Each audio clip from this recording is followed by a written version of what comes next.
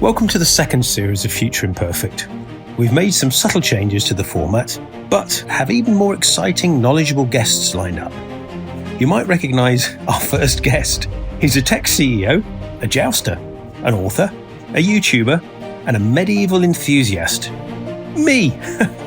Our producer Nat decided that the one person we hadn't heard much from in the podcast was me. And so we're kicking off our second series with an in-depth chat about chivalry and my new book, Leading the Rebellion. Welcome to Future Imperfect. So this is a slightly different episode of Future Imperfect because usually Jason would be interviewing someone about their book, but Jason himself has written a book. So I, Nat, who usually produces, I'm here to interview Jason. And so usually, Jason, at this point, you would ask your guests to introduce themselves. So I'm going to ask you to do exactly the same thing. Jason, could you introduce yourself to the listeners? So we are through the looking glass now. This is our Alice in Wonderland topsy-turvy moment. I'm Jason Kingsley, CBE now, not OBE. I got a CBE recently, which is rather surprising in a way, I suppose. It's always nice to get an award.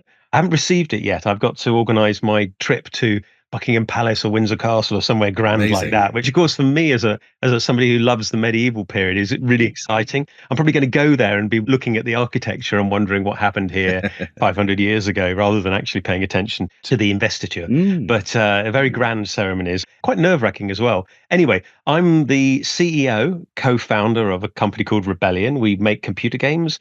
We publish comic books. We publish novels. There's a whole bunch of stuff. We do board games. A company called Rebellion Unplugged does tabletop board games. And we have film studios. And we do all sorts of stuff related to tech and genre entertainment, I guess. And I founded the company with my brother Chris in the early 90s, which to me doesn't seem that long ago. But there'd probably be lots of people who are grown-ups listening to this and going, I wasn't even born then. It's the trouble with getting older, isn't it? Your perspective on the world shifts and changes. Just as an aside, one of my favourite shirts is a sort of brushed cotton plaid sort of lumberjack shirt. And I wore it to work the other day. And one of my younger members of staff said, wow, that's a really cool retro shirt. Where did you get that from? And I said, well, I bought it from somewhere in the 1980s. He went, it's an original. Is that an original piece of 80s fashion? I went, not really. Yes, I suppose you could look at it that way. You are now the history you investigate. Well, this actually kind of informs a lot of my YouTube channel as well as the book. Yes. Is human beings, I think, whilst we're different, we've got different approaches to life and the technology might change and how we see the world. We're informed differently or worse, depending on our circumstances. We're still at heart human beings and we still have the same wants and desires and needs. But almost all of us want to live a kind of fairly safe, peaceful life, have decent food, be surrounded by friends and family and kind of enjoy ourselves and not get caught up in world-shaking events. And one of the problems with history is we often study the world-shaking events, the great wars. Yeah. And sometimes when you stand back from that a little bit and you look and you go, actually, that would be a really horrible time to be alive in particular, because there were ruddy armies going backwards and forwards across the landscape. And dentistry was terrible. Yeah, well, that's true. Yeah. Personal hygiene was variable. One of the other things is I like myth busting a bit as well. Is it describe me as an iconoclast? Is that what being an iconoclast is? And the idea that that's received wisdom, is that true? Sometimes it is. Sometimes it's slightly embroidered and sometimes it's just downright false. Yeah. And this book is about really the book came about because people had asked me, how on earth have you got into this medieval stuff and why do you have real war horses? Yeah. I have real horses. I train them myself. I breed horses here. I train them. I get them used to galloping past targets and striking with swords. I've got real swords and these are sharp. Some of them are sharp. Some of them are training swords and they're blunt, but they're real weapons. And I've got my own proper armor based on museum pieces built for me by very skilled craftspeople around the world. And for me, it's a little bit time travel-y as well, because if you are wearing armor and sitting on a horse riding through the landscape, you are experiencing pretty much identical physical experience to the medieval knight. Yeah, the physical experience of history can be really important. And I think that's why even if you go to a ruined castle or a ruined anything, if you find a piece of ancient masonry and touch it, knowing the person who put it there to build it was touching it 1,000 years ago, if you go at the London Wall, Yes. there's something quite profound about that going, the person who put this here, their experience of life was entirely different to mine, but they were still looking at basically that view. That river's in the same place, that hill's in the same place. Yes. That skyscraper wasn't there. Yeah. But that's lovely. I remember I went to Oxford and I used to drive backwards and forwards from Leicestershire, where I grew up, to go down to college. And I had a little lime green Mini, old style Mini. It was a good car because it got me from A to B, but you wouldn't describe it as a high quality or expensive or luxurious car. It was very noisy. And I used to drive along the Fosse Way. So this was before the big motorway called the M40 was built, which is where you would probably either the M1 or the M40 you would now drive down to get from Leicester to Oxford as quickly as possible. Yeah.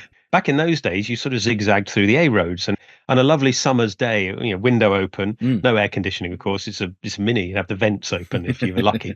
And I drive along a part of the Fosse Way. And of course, the Fosse Way is a major Roman road. And I remember driving along there thinking, roughly 2,000 years ago, there was a Roman walking along here in exactly the same space. And I wonder if he was thinking, oh, I wonder what was here 2,000 years ago. And then I thought, what if he was thinking, I wonder what's going to be here in 2,000 years? And there's me driving past the very spot. In a lime green Mini. Yeah, in my lime green Mini on the way to Oxford, totally understanding it, but loving history, thinking, I wonder if there was a Roman legionary ever thinking about what's going to be here in 2,000 years. Because, of course, the Roman Empire was massive, and I don't think anybody ever thinks empires fall. And from history, we know they all do. Yes. It is inevitable. They can sometimes transform. Yeah. I had a wonderful argument with somebody about whether the Byzantine Empire was actually the Roman Empire in all but name. Oh, well, they thought they were, didn't they? And there was continuity as well. The Eastern Roman Empire, there's a split, wasn't there? It's not my area of study, but it was an East and West, and the Western sort of one more or less collapsed. Yes. And then the Eastern one kind of kept going and transmogrified into the Byzantine Empire a bit. Yeah. Probably a few experts screaming at me going, it's not as simple as that. It never is. Actually, leading on from that, I don't know if you remember, when we were talking about doing this podcast a few years ago, we discussed calling it Renaissance Man because of the sort of breadth of your interests and the fact that you've got a scientific background, you've got technical knowledge, creative. I was wondering, what do you think the importance is of generalists in the world as opposed to, the people who might be shouting at the experts and specialists, but what's the value in generalism in sort of having a broad perspective rather than a narrow one? I think it's a little bit like when you're fighting in combat, when you're jousting, you wear a helmet that restricts your vision and you get very, very literally and metaphorically focused on your lance and where it's going to hit. Even to the point for me where I don't notice the other person's lance coming towards my head. And you think you would notice that and be more focused on that. But there's not a lot you can do about it. You can't dodge. There's no defense. You've got trust in your equipment, your medieval armor made of steel. And I tend to not even consider that. I'm focusing very much. I think specialization can sometimes create blind spots because the world is so complicated that it's easy to continue to specialize more and more and more and more. And I remember talking to an old tutor of mine, Tom Kemp, Dr. Tom Kemp, who used to work at the University Museum, which is very close to St. John's College. He was a St. John's College fellow. And we used to have a bit of a laugh in our tutorials and talk about all sorts of stuff. And for those that don't know, sometimes sherry is involved in tutorials at Oxford colleges. It's rather lovely. You sit there with an eminent, sometimes a Nobel Prize winner, drink a small glass of sherry and discuss things. It's brilliant. I don't know whether they still do that, but they should. Anyway, Tom Kemp was laughing because he submitted a paper to an eminent publishing entity and it had gone all the way around the houses and come back to him as the referee because he was the only person. He was one of two specialists in the world in this particular area. And this area was the jawbones of therapsids. Right. Now, for those who don't know, therapsids are a group of animals, mammal-like reptiles. They predate the dinosaurs. And we had a really interesting conversation about how certain areas in history, like the dinosaurs, are much loved by kids and everybody glamorizes them. But there's vast swathes of history with other types of creatures that are equally interesting, but perhaps don't capture the imagination in the same way of the non-specialist. And he told me that this was a real problem because there's nobody else that could judge whether his specialist paper was any good anymore. And I said, so in effect, that means you know more and more about less and less until you know absolutely everything about absolutely nothing. And he thought that was really funny. Yes. And he said he started to use that in tutorials to people. And it's true. I think you can specialize so much that you lose perspective. Same as combat. In combat, you can focus on tunnel vision, and somebody from behind or from the side can hit you and you hadn't been aware they were there, which is why a lot of battle tactics are about flanking and enfilading and attacking where the enemy don't expect you to attack. And it's not because they're being idiots, it's because they're being distracted by what's immediately in front of them. And so I love specialization, but I've also tried to synthesize other areas of my life. So, for example, with my science education, I sort of use it in the research for history as well. And sometimes I ask experts, how do you know that that armor predates that armor? Well, look at the shapes. You're like, yeah, but is there any way of confirming that by forensics? Is there any way to date the steel, for example? And I didn't really get an answer, but it sort of slightly confused them in that I wasn't questioning it to be difficult. I was questioning how can we confirm our assumptions are right? Is there any way we can take the human frailties out? You've heard of cognitive biases, of course. And there are so many of them, and you can go mad trying to look through which ones you've got. And we've all got some of them. And all of them. All of them. Absolutely all of them, writ large. And I always think you kind of owe it to yourself to believe as few untrue things as possible. And the only way to do that is to keep yourself informed. And sometimes you have to rather painfully realize that something you thought was true is in fact not true. And that is quite a kind of impact on your ego sometimes, because you've probably had conversations and very strongly said X or Y. And then you're thinking, oops, I now have to say, I don't actually think that's true. But I think that's what science does, as opposed to any form of dogma, which is it has the ego to go, yikes, I think we were probably wrong about that. So we've got to correct it.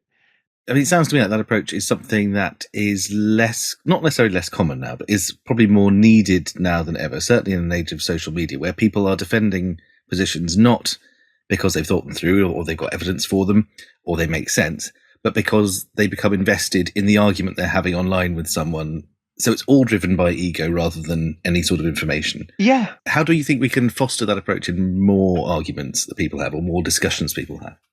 Whenever I'm having an argument online, I try not to have too many because they're too stressful sometimes. And quite frankly, sometimes you can be talking with somebody who's a paid antagonist. There are people out there, possibly some listening to this, who are paid to sow dissent. We've all come across them. Some of them are obvious. Some of them are a bit more professional about it. And their job seems to just upset people. Their job seems to be to try to upset people, whatever it means. And of course, it's a way of damaging your opposition.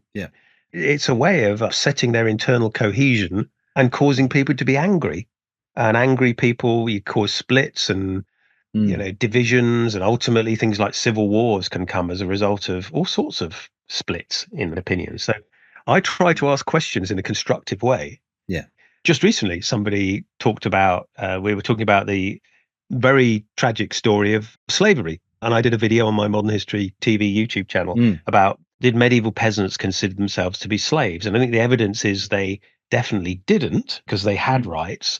However, some aspects of their life we would probably think of as adjacent, if not identical, to slavery. Right. Yeah. They could be bought and sold because they were attached to land that could be bought and sold. So there were serfs. Now, their rights went with that sale. So they didn't lose their rights. And I compared the idea of somebody speculating in property that's occupied to that. They said, you can't compare modern tenants with peasants. They're totally different. I went, yeah, but I wasn't saying they were treated the same way or they're treated like slaves. But in our modern society, we have a system where you can buy and sell a property, and the tenants are part of that because that's income that you're going to generate from those people. But those people have rights. You can't throw them out. The fact they're paying you rent and that they have the right to stay there is their right, but they're still being bought and sold by somebody who's speculating in the property. And somebody got really upset with me and said, you can't compare the two. And I said, I think you can, in fact. One is because you're used to it, because it's standard part of how we see the world. And the other is something other from many hundreds of years ago that you think's outrageous, that people can buy and sell people if they're attached to the land. And I'm saying we still do it today. It's different slightly, but it's not really at its heart. Right. Yeah. And some people are really good at listening and going, actually, that's a good point. And I always try, not always successfully, to sort of swallow my ego a bit. Because you can be wrong. I've said many wrong things in videos, and it's like, oh, that's embarrassing. I should have got that right. And, you've broadcast as well. Yeah, absolutely, Sometimes yeah. you can be so caught up in what you're saying that Yes. the wrong thing comes out. And it's only a few days later in the edit where you go, well, I said that wrong. Oops. Do I re-record that, or do I just let it go and say I got it wrong? If this podcast's very short, you'll know I did that a lot. How are things in the gaming industry? It looks from the outside like things are pretty grim. Yeah, nearly 4,000 jobs lost so far this year. Wow. In the games industry. Not everybody, lots and lots of people are just laying off people that work for them. And I think there's a little bit of a plague going around of laying people off because other people are laying people off, and you need to be seen to be doing it as well. You know how it goes sometimes. Well, we should lay some people off because everybody else is. It's like, we don't need to. Well, the shareholders insist we do things the right way. One of the biggest issues for me is the short-term thinking. The capitalist system, I suppose, rewards short-term thinking. And I don't understand why somebody running British Gas is worth £3.5 million. No. Well, they're not. No, they're not. Because I don't earn anything No. like that. And I run and have built my own company from the ground up. And all that person is doing, they may be brilliant and they should be well paid because there's a lot of responsibility. But there is literally no way that they should be worth an order of magnitude more money than what would be an amazingly good salary. Yes. And also, I think once upon a time, the person at the head of that organization would have grown in that organization, have some sort of knowledge or expertise about how the industry worked or how the business worked. Whereas now there's a sort of raft of people who have come from any other business to a similar position in that business. In fact, you look outside to Sainsbury's or to whoever, not expecting knowledge of the business to be important when appointing the head of the business. Well, it's almost as if, I don't know, it'd be interesting to look into this. What is being taught in business schools? Are people literally being taught there are general principles of being a CEO or being a CFO that will apply to any industry whatsoever, regardless of that industry? And quite frankly, knowing how the industry works is irrelevant. You've got minions to do that, perhaps. Well, maybe that's a sort of something favoured by shareholders because they want someone who knows how to make numbers go in the right direction rather than, or if you're looking to extract short-term value from something, that's the skill you're looking for rather than... Yeah, well, it comes back to ethics, doesn't it? To my mind, anyway, and ethics is missing from business to a large extent. And kind of lack of ethics seems to be celebrated by the media in some ways. Evil corporations are often the baddies now. It kind of used to be monsters and it used to be, terrorists or drug dealers. And the other trope that is used, and I think is going to grow as well, are the sort of tech bro. I've noticed, is it The Beekeeper? There's a new movie coming out, and the baddie there is a tech bro who is just odious and gets horribly killed. I don't think it's a spoiler because it's an action movie. With Jason it's in the Statham, trailer, so isn't it? you expect he's going to win. I haven't seen the movie, I've seen the trailer. And I'm thinking, that's bad because in a way that mythologizes the role of the CEO. It mythologizes the role of the leader and it diminishes the nature of ethics. That's what the book was about, really. Yes. It's about how could aspects of medieval ethics be applied to business? And some of it, you have to work quite hard to get it to fit. Well, you did very well.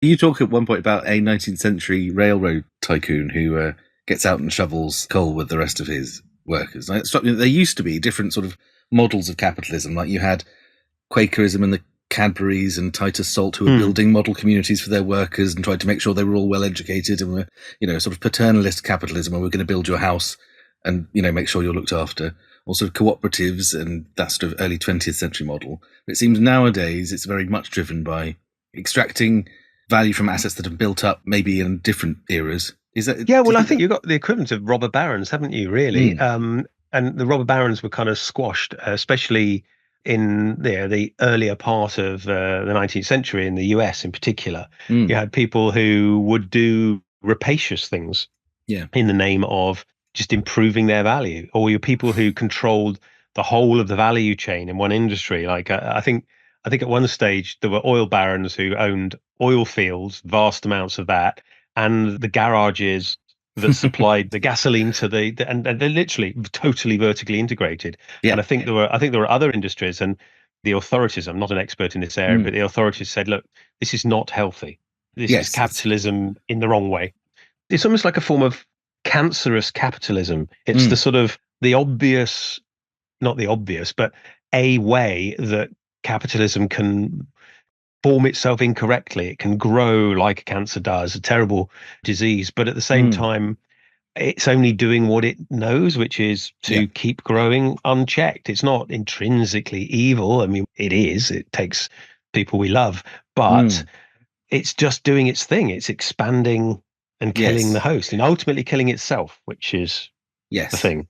Sorry, that was a bit dark. That took a bit of a dark. It's interesting. I was wondering if there's a distinction between a CEO of a company like yours, where you are driven by the desire to make something and the need to make money to support yourself and others while you make it, or shareholder capitalism, where for most of the investors in a business, what they want is an increase of capital. It doesn't matter what the business does. The business is just a mechanism for making the money tree grow or making the numbers go up. I wonder if there's a distinction between those businesses and the way they're run or the way people think of them. Well, very much so. I think the business of the C-suite is to make the shares go up, enrich themselves, say that they're doing wonderful things and adding huge amounts of value for the shareholders, take as big a slug as possible of that money for themselves in the process. And if shareholders are okay with it and their slug of money is also going up, then everybody's okay with it. But it seems to me like some people, I hear about this in the media, so it may be not true, but you hear about people saying, I don't really care what this company does. I can make shareholder value. There's that brilliant cartoon, isn't there, where there's a man in a ragged shirt and tie sitting in a cave in an apocalyptic setting, and they're sitting around a fire, and they're saying, for a moment there, we had a wonderful growth in shareholder value, and, it destroyed the world. So what first fascinated you about did your fascination with, say, knights come from history or from fantasy? My love of horses is probably where it began. Okay. I think I've always been interested in knights in armor, as sort of like a lot of children are, like dinosaurs, but I never got out of that phase. I've always been fascinated by knights. In particular, you're right, because of fantasy, because of Lord of the Rings and because of King Arthur's tales and sort of tales of daring do. And I love the idea of dragons and unicorns existing, and I wish they did. It would be brilliant. But they can exist in our minds. But horses also, I fell in love with horses. I can't really remember where, but one of the key components was a book called The Silver Brumby. Silver Brumby is a classic book, tale of a horse in Australia, the outback. It's a little bit like Watership Down kind of story. Right. So they don't talk, but they think and they communicate with each other in a way that's not quite defined in the book. They have conversations, but they're not speaking. And they're wild animals, definitely, but they're a bit more anthropomorphized a bit. And I just loved that book. It crystallized my love of horses. And then I was lucky enough to convince my parents to buy us riding lessons. We went to riding lessons. Yeah. And I remember those riding lessons were often in the dark under that sort of form of that very orange lighting that used to be around in probably the 70s. Yeah. I can't remember what it was called, but sort of very orange coloured lights in the indoor school. And I remember really enjoying the riding lessons, going round and round on a pony. And one of the highlights for me was, can we canter? Right. Can we canter around the arena? And then you go back home and you'd wait for the next week or whenever the next lesson was. So I remember traipsing across mud into this orange lit arena to ride the pony. I don't remember their names. I don't remember what they looked like. They're probably different ponies each time. But that was quite a formative experience for me. And I managed to persuade my parents to convert the lawn, the garden, into a small paddock, and managed to get a pony. The first pony I had was called Mr. Snuff. Which I always thought when I was a bit older was a brilliant name for an assassin. And it turns out that this particular pony was pretty much a pony assassin. Oh, no. I fell off it as much as I rode it, but I loved it very much. He was what's called a strawberry roan, which is a kind of dappled colour. It's a sort of red-brown, very dappley colour. And he taught me to ride, but he also taught me to fall off a lot. And for some reason, it never particularly frightened me either. I think when you're young, you can bounce. And in those days, I was probably close to the ground, and so was the pony. But Mr. Snuff was the first one. And then the next pony that came along was called Silver Arrow. Smoky Joe, but Silver Arrow, and started to do competitions on him, riding competitions, show jumping, local show jumping, and then went on from there to compete at international level with show jumping and dressage when I went to university. Yeah. Because at the same time I was doing the horse things, I was also still getting involved in role-playing games and fantasy games like Tunnels and Trolls and Dungeons and Dragons and Rune Quest, a little bit of Traveller, and I was DMing and refereeing games for other people, making them up for other people. Horses were still there as well. And I kind of kept them going along with the academic side of it as well. I just followed an academic route, went to Oxford to do a zoology degree, got my zoology degree, but had kept on doing the horse things, kept on doing the fantasy role-playing games and playing games in general, which is probably where the computer game stuff comes from originally. There was never a moment where I went, I want to do this. It just seemed to be the thing I wanted to do. And so the book, let's talk a bit about the book. So what was the impetus for writing the book? Is it a memoir? Is it a self-help book? Is it a business book? Well, it sits uncomfortably across all of those, actually.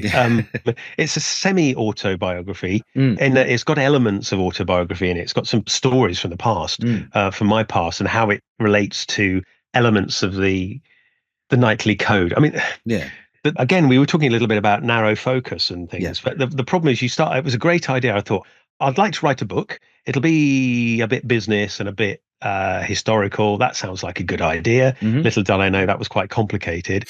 And I'll base it on the knightly virtues because that'll give me a structure for the book. And then I started to study the knightly virtues. And the more I studied them, the more I realized that it was disappearing like the mist.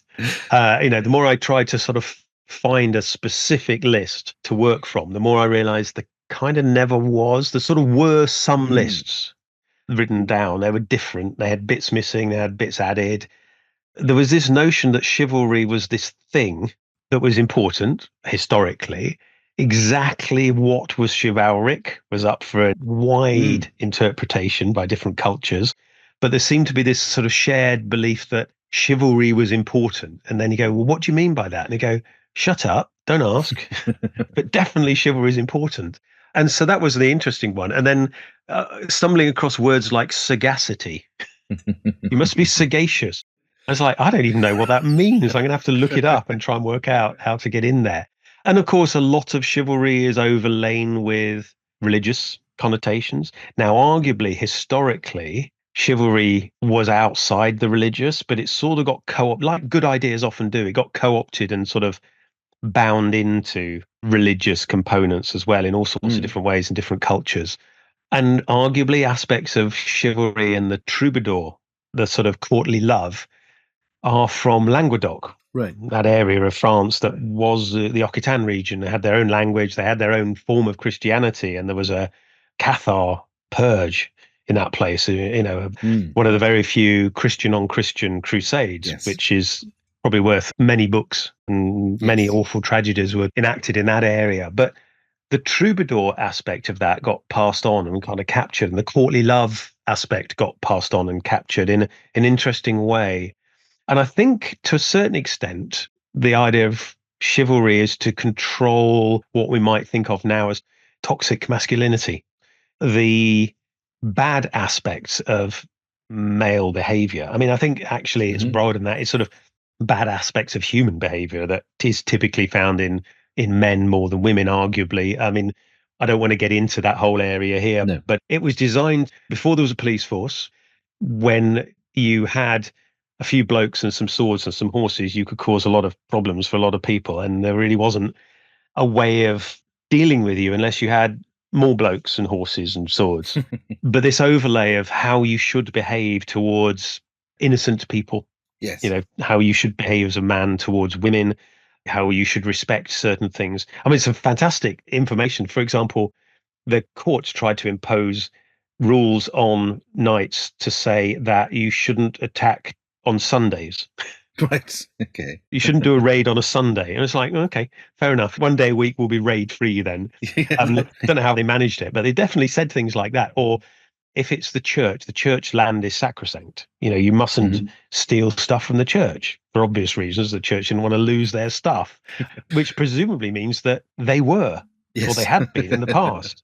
And the heathens were doing that, of course, but they didn't want the Christian knights to do that. And so what was interesting is doing the research, you end up going down lots of rabbit holes about the Crusades, for example, a very difficult and controversial period in history. What were they for? What were they in response to? What did they actually do? And I'm being a bit flippant here, but the idea of a crusading army turning up at a fellow Christian city and their fellow Christians going, we're Christians too. And the Crusaders going, yeah, we've done a deal with somebody. And so is it okay if we sack your city? No, it's not. So, I'm being flippant about, some terrible history, but chivalry, I suppose, like running a business, like ethics, can be flexible. Yeah. It almost needs to be flexible within reason, but it shouldn't flex to the point where it breaks. I talk about things in the book where I've turned down deals because the deal was just wrong or it was not ethical. And people are sometimes surprised about that and they think maybe I'm virtue signaling. And to a certain extent, I am. I'm saying I did this because I didn't think it was right. But I'm also trying to suggest to other people that they in life shouldn't necessarily do things just because it's going to make them a lot of money. What are the consequences? What are the consequences going to be to you as a person if you do this? I think there's an interesting concept of honor that's maybe not emphasized now that was in the past. The idea of being able to own your conduct and look yourself in the mirror every morning and say, yes, that's a person who does good things, and to know that you're doing good things generally. One, to have some sense that, oh, I've let myself down there.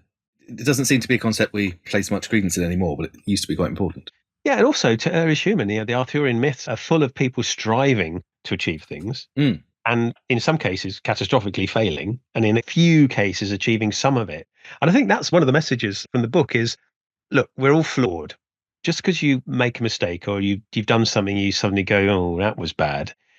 That's not it. It's not over. You can make amends in a way. You can try not to do that bad thing again, whatever that bad thing might be. And we're not necessarily talking about failing to find the Holy Grail here. We're just talking about things in your personal life in general. A lot of people in the new year try to get fit and healthy, or people trying to give up smoking or eat better food or see their friends more. And those are laudable ambitions. And if you fail, it doesn't mean it's over. It's sort of the journey, the realization you're trying and try to improve and try to get better every time. There's a little thing I do, and I don't know whether other people do this. I try to do the +1 thing, which is, right, I've done all the things I've got to do. Is there one more thing I can do? I can't be bothered to take the rubbish out. Actually, you know what? I will. I'm just going to take the rubbish out and then I'm going to come in for a cup of tea or whatever it might be. Yeah. And it's amazing how those little tiny positive increments can add up over a week or over a month, even over a year. If you're struggling to write a book and you go, oh, I haven't written the 2,000 words I'm hoping to write today. I've not written at all. It's like, well, okay, write a sentence then. Just open your laptop or open the notebook and just write something, just one sentence. And often you go, oh, actually, I got another bit. I'll write another sentence. Or, okay, I'm going to write for 5 minutes. Yeah. And that can sort of snowball in a positive way. And I find it's the same in lots of endeavors, in business. Yeah. Can I do this in a slightly different way? How do I improve this aspect of this process? Is there something we're doing which was once effective but isn't anymore? It's the quest narrative. And the quest for all of us, we don't have to go on mighty quests all the time. In fact, almost all of us won't have a mighty quest with world-shattering consequences. Now, we won't fight literal monsters. Maybe in some cases we will. But can we set ourselves small quests, micro quests? Do one micro quest every week. If you take nothing else from it, do a micro quest every week. Yes, exactly.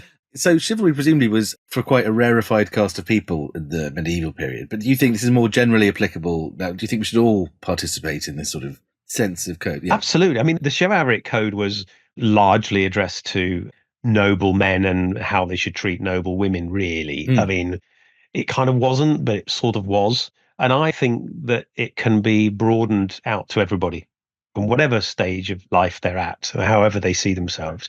I think kind of having your own quests and having your own challenges helps frame problems sometimes. And it can make it more fun as well. I know it sounds silly, but you want to start this project and the quest is to begin this project. So what do I need to do? I've got to do this and this. I've got to set up a little workspace here. I need to get some kit. I better go online and buy some of the things I need. Okay, well, that's a step on the quest. And then I will resume this quest tomorrow. after I had my break in the tavern and come back to it. And so it can make life kind of epic. I do this all the time with horse riding. I know that sounds weird. So I quite often, I've got lots of horses to exercise every day. And I will often dress up in my medieval soft kit, which is the tunics and belts, and often carry a sword because it's good practice. And it gets the horse used to carrying the sword and gets me used to wearing it on horseback. And I will say, right, I'm going to ride to that spot. I'm going to scout out those woods. And it kind of adds a little spice to going for a hack through the landscape.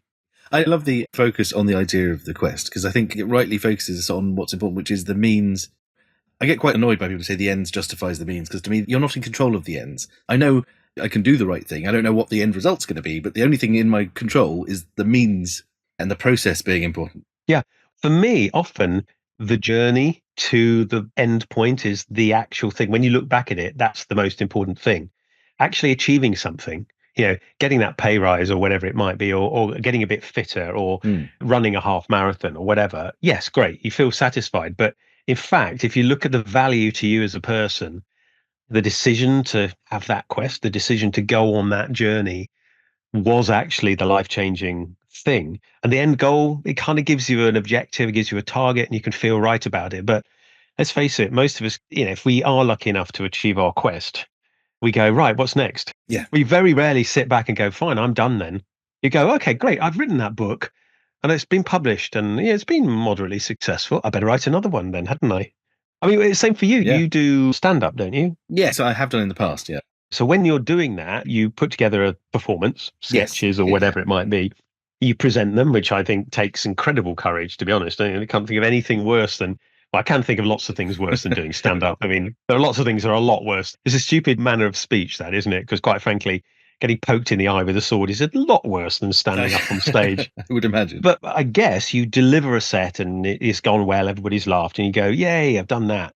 And then you leave the stage and you go, but how can I improve it? What didn't work and what did? Is that right? Yes, absolutely. And is there a mechanism behind it? There is. Well, I mean, what I tend to do now is record it and then listen back, and you can tell exactly what didn't land and feel horrified in the privacy of your own home and on your own time. Yes, that sort of reflection. But again, it's the process that getting it better for next time is the exciting thing, rather than the fleeting moment where everyone laughs and claps. Yes. Which is, it's gone very quickly. Yeah, well, and each one of those is a quest. Yeah. Doing stand-up, if you've done it, it probably seems more manageable. For those that haven't done stand-up, it sounds like an almost impossible hill to climb, let alone doing it well and getting people to laugh, I guess. Yeah. And I presume some of those quests fail. I've been and watched comedy, and I won't say who they are because they're very famous comedians, and their presentation fell flat. Yeah. Sometimes also that isn't within your control necessarily. It can be because it's about the mood of a room and the state of a room, and it's about generating a certain mood among the audience. If there's people being served at the bar and the lights are on at the back and there are people wandering in and out, none of that's within your control. No matter how experienced you are, there can be things that just make a night not go the way you want it to. Same as a quest. Yeah. Even going back to the Arthurian quest, you had this great idea to go and find the Holy Grail, but you set off in the wrong direction and went through the wrong forest to get there, and you end up somewhere else entirely. And life can be like that. You have an objective to achieve this, and you wander off the path, not intentionally, but you find yourself in a different place. Some people might say, well, it was meant to be. I'm a great believer in that. But you might go, actually, this has worked out quite nicely. I'm now living in this part of the country. I'm living in this country, or I've got this different job and I didn't know I'd like it, but I actually do like it. And I like my co-workers and I'm much happier now. So I'm a great believer in just trying these things out sometimes, having a go. And one of the confusing things for many people is when they encounter me through the games industry, and I'm fairly well known in the games industry, and Rebellion's quite a big, successful company now, which is great. And then some people come across me through this podcast, which is cool. And other people come across me through the YouTube channel. And I've had people stare at me and go, oh my God, you're the same person. I thought you were different people. And that's like, no, definitely me. You've just encountered me through different areas. There's a sort of a parasocial, I think the term is parasocial relationship. When you do forms of media like podcasts, or when you do a YouTube channel, lots of people know you through quite a large body of work sometimes. I mean, there's dozens of hours of me chit-chatting about medieval toilets, or what peasants thought of themselves, or how to use a lance from horseback, or whatever it might be, or The latest one's about the difference between an inn, a tavern, and an alehouse, or Oh, wow. did medieval fast food exist? And the answer is yes, it did. Food courts existed in the medieval period. And I just don't like the idea of just doing one thing with my life if I possibly can avoid it. I was actually once told by a careers advisor that I was a dilettante. Is that how you pronounce the word? Dilettante. Yes, and that I should concentrate on doing one thing and doing one thing well. And I don't think that's necessarily bad advice, but it didn't work for me. And I like the idea of trying to do multiple things well. I don't want to restrict myself just to one thing. That's probably a rather nice story. Given we started with Renaissance men, it's stopping on doing almost everything you put your hand to very well indeed. Thank you, Jason. My pleasure. Thank you for allowing me to talk, because normally when I'm doing podcasts, I'm having to hold back because I want my guests to be chatting the most. So yes, I've probably spoken more on this podcast than I have on many others. Well, it's been fascinating. And the book is excellent. I really enjoyed it. And it's called Leading the Rebellion, Questing to Succeed in Life and Work. It's available at all places where you can buy books. You know, if you do read a book, and this is one of the things I would say to everybody, if you do read a book, not just mine, but if you read anybody's book, if you could take a moment just to put a review down, even if it's, I liked this book, full stop. Yeah. And 4 stars or 5 stars or 3 stars, whatever you think's reasonable, that helps our algorithmic overlords to decide what favors to dispose on the mortals who live under these algorithms. So I think all of us, a little thing we can do as readers, even if we're potential writers as well, I'm guilty of this, I should do it more, but spend a moment and drop a review somewhere, usually on Amazon or Goodreads or whatever it might be, but it really helps everybody. And it's also really nice to have people go, I enjoyed this book. Yes. That's quite nice. It's always nice to get a good review. Brilliant. Well, thank you very much, Jason. And that was a rather different Future Imperfect.